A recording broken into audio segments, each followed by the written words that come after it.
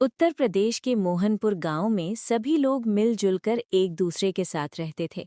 सुबह होते ही सब अपने खेतों में काम करने निकल जाते थे। गांव वाले एक दूसरे को परिवार मानते थे और हर मुसीबत में साथ खड़े रहते थे। पूरे गांव में खुशी का माहौल था। उसी गांव में मोहन की मटन की दुकान थी।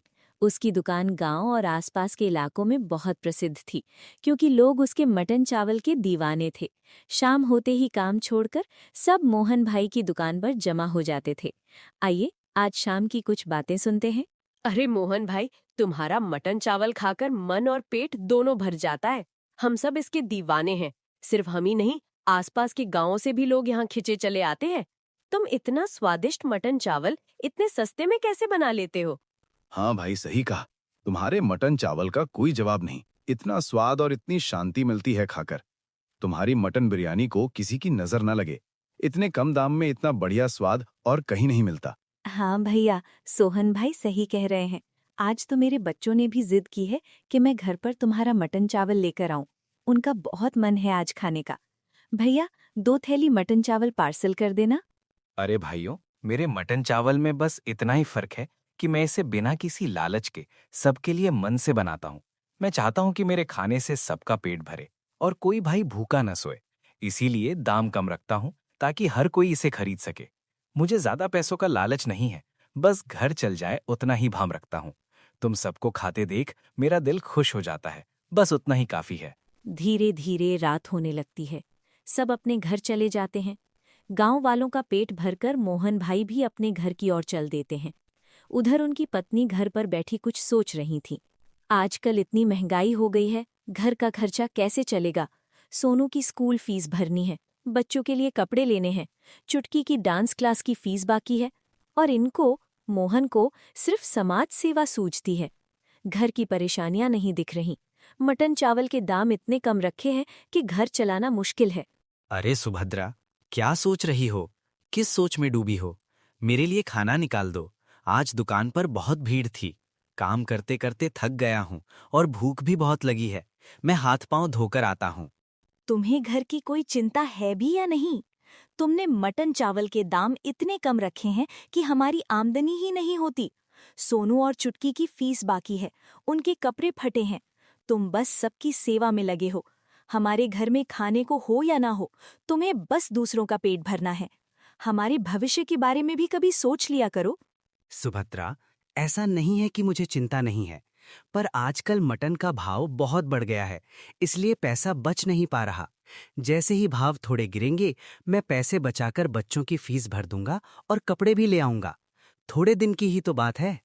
तुम हमेशा यही कहते हो, जब भाव बढ़े हैं तो मटन के पीस कम कर दो या दाम बढ़ा दो, पर तुम वो भी नहीं करते, बस भाव बढ़ गया है का बहाना बनाते हो। मैंने तुमसे पहले ही कहा है, मटन महंगा होने से मैं दाम नहीं बढ़ाऊंगा। मेरे मटन चावल खाकर कितने गरीबों का पेट भरता है। इतने सालों से जो नाम कमाया है उसे मैं डुबाना नहीं चाहता। दाम तो यही रहेंगे। पैसों के लिए मैं कुछ और रास्ता सोचता हूँ। मुझे पता था तुम यही बोलोगे। तुम्हें बस समाज सेवा से शांति मिलती है, बच्चों के भविष्य की कोई फिक्र नहीं है। बेचो अपनी सस्ती बिरयानी, जो करना है करो। दोनों इसी बहस में सो जाते हैं। अगली सुबह, पापा पापा, स्कूल की टीचर ने बोला है कि जिसने फीस नहीं भरी उसे आज मुर्गा बनाएंगी। और देखो मेरे कपड़े भी फट गए हैं। कब भरोगे फीस? मुझे मुर्गा नहीं। हाँ पापा, मेरी डांस टीचर ने भी कहा है कि अगर फीस नहीं भरी तो अगले महीने से क्लास नहीं आने देंगी। मेरे भी कपड़े पुराने हो गए हैं। टेंशन मत लो बच्चों, बस 2 दिन की बात है।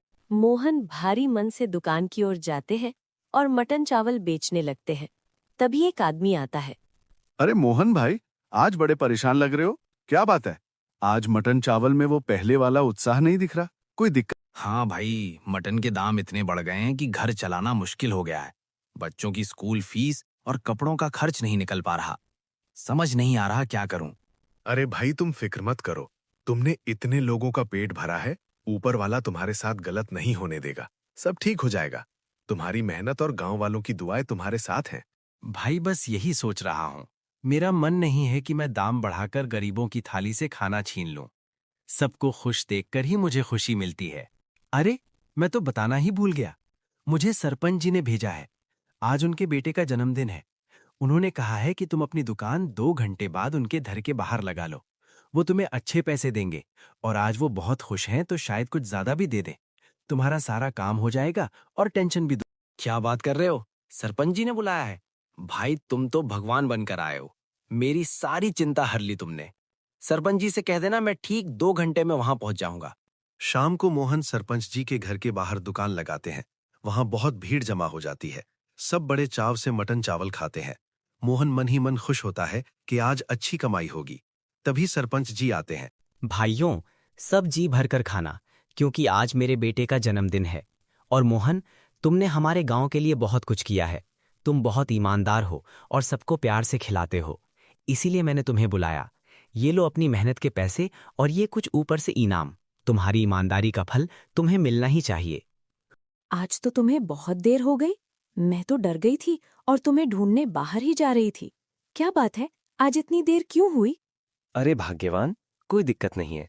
आज सरपंच जी के बेटे का जन्मदिन था तो उन्होंने मुझे पूरी दुकान वहां लगाने को कहा था। उन्होंने मुझे बहुत अच्छे पैसे दिए हैं। ये लो, कल बच्चों की स्कूल फीस भर देना और उनके लिए नए। सच में ये तो बहुत खुशी की बात है। हमारी सारी चिंता खत्म हो गई। कल सुबह ही मैं बच्चों के लिए नए कपड़े ला दूंगी। अब तुम आराम से बैठो, मैं तुम्हारे लिए खाना लगाती हूँ। अगले दिन की सुबह मोहनपुर गांव में एक नई उमंग लेकर आई। सुभद्रा ने सबसे पहले बच्चों को नए कपड़े पहनाए और सोनू की स्कूल फीस और चुटकी की डांस क्लास की फीस जमा की। बच्चों के चेहरे की खुशी देखकर मोहन की आंखों में संतोष के आंसू थे। देखा सुभद्रा, मैंने कहा था ना, जब हम दूसरों का भला सोचते हैं तो भगवान हमारे लिए कोई ना कोई रास्ता निकाल ही देता है। अगर मैं लालच में आकर दाम बढ़ा देता तो शायद कल सरपंच जी मुझे इतने मान सम्मान के साथ नहीं बुलाते। मुझे माफ कर दीजिए, मैं घर की तंगी देखकर डर गई थी और आपकी नेक दिली को आपकी कमजोरी समझ बैठी। अब मुझे समझ आया कि आपकी असली कमाई ये पैसा नहीं, बल्कि पूरे गांव का आशीर्वाद और। समय बीतता गया। मोहन की दुकान अब सिर्फ एक मटन की दुकान नहीं रही, बल्कि गांव के भाईचारे का प्रतीक बन गई। एक दिन गांव के चौक पर पंचायत बैठी। भाइयों और बहनों, आज हमने यहाँ एक खास फैसले के लिए सबको बुलाया है। हमारे गांव के मोहन भाई ने सालों से बिना किसी ज्यादा मुनाफे के हम सबको शुद्ध और अच्छा खाना खिलाया है। उनकी ईमानदारी की मिसाल आसपास के 10 गांवों में दी जाती है। बिल्कुल सही कहा सरपंच जी। मोहन भाई ने मुश्किल समय में भी हम गरीबों का ख्याल रखा है। इसीलिए पंचायत ने ये फैसला लिया है कि गांव की खाली पड़ी जमीन पर मोहन भाई के लिए एक पक्का ढाबा बनवाया जाएगा। इसका आधा खर्च पंचायत देगी और आधा खर्च गांव वाले अपनी इच्छा से देंगे। अब मोहन भाई को धूप और बारिश में दुकान लगाने की जरूरत नहीं पड़ेगी। अरे नहीं सरपंच जी, मैं इस काबिल कहाँ। मैं तो बस अपना फर्ज निभा रहा था। नहीं भैया, ये हमारा प्यार है। अब आपके बच्चे भी अच्छे स्कूल में पढ़ेंगे और आपका नाम पूरे जिले में रोशन होगा। कुछ ही महीनों में मोहन का मोहन भाई मटन चावल भंडार एक पक्की ढाबे में बदल गया। अब वहां दूर दूर से लोग शहर से गाड़ियां लेकर आने लगे। मोहन ने अपना उसूल कभी नहीं बदला। अमीरों के लिए वाजिब दाम और गरीबों के लिए आज भी वही पुराना सस्ता भाव। अब खुद दुकान के हिसाब किताब में मोहन की मदद करती थी। सोनू और चुटकी अपनी पढ़ाई और कला में नाम कमा रहे थे। मोहनपुर गांव की वो खुशबू और मोहन के मटन चावल का स्वाद आज भी उस मिट्टी की ईमानदारी की कहानी कहता है। ईमानदारी और सेवा का रास्ता भले ही कठिन हो, लेकिन उसका फल हमेशा मीठा और स्थायी होता है।